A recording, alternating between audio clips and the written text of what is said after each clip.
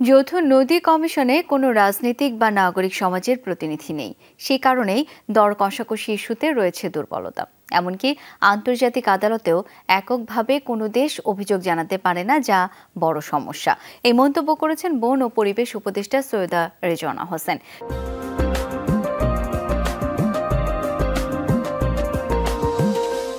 সকালে রাজধানীর গ্রিন রোডের পানি ভবনে ছিল অভিন্ন নদীতে বাংলাদেশের ন্যায্য অধিকার শীর্ষক সেমিনার।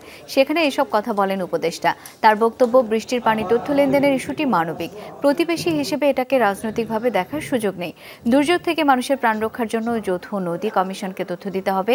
জানান, এই বিষয়ে দ্রুতই ভারতের সাথে আলাপ শুরু হবে, তবে সেই ক্ষেত্রে সমঝোতা থাকতে হবে বলেও জানান উপদেষ্টা। বৃষ্টিপাতের মাত্রা কি, বাংলাদেশে কতটুকুন প্লাবিত হওয়ার সম্ভাবনা আছে, এগুলো তথ্য নিতান্ত মানবিক কারণেই শেয়ার করা উচিত এবং সম্ভব। এটার মধ্যে রাজনীতি টেনে আনার কোনো প্রয়োজন নেই, প্রয়োজন ছিল না। যে নদীর কথাই বলেন না কেন, যে এইটা শুধু আমারই নদী, আমার মানুষকে পানি দিয়ে পরে আমি অন্য মানুষের কথা ভাববো, এটা ভাবার কোনো সুযোগ নেই, কেন এটা আন্তর্জাতিক নদী।